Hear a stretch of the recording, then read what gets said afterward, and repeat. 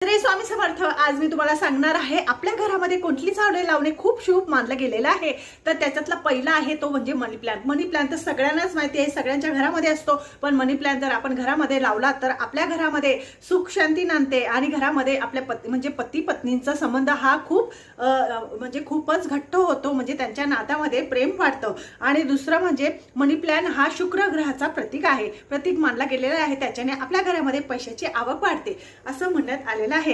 दुसरं म्हणजे बांबूचं झाड, जे बांबू असतो बघा बाजारात, ते झाड जर आपण आपल्या घरामध्ये लावलं ते खूप शुभ मानलं गेलेलं आहे आणि ते सुख समृद्धीचं प्रतीक असं मानलं गेलेलं आहे। ते जर आपल्या घरामध्ये लावलं तर आपल्या घरामध्ये सुख शांती नांदते आणि आलेल्या माणसाची दृष्टी जी असते ते झाड कॅचअप करतं असं म्हणण्यात आलेलं आहे। आणि तिसरं जे आहे ते म्हणजे दुर्वाचं झाड। दुर्वाचं झाड जर आपण आपल्या घरामध्ये लावलं तर आपल्या घरामध्ये संतती प्राप्ती होते आणि गणपती बाप्पाचा अखंड वास आपल्या घरामध्ये राहतो। मनातल्या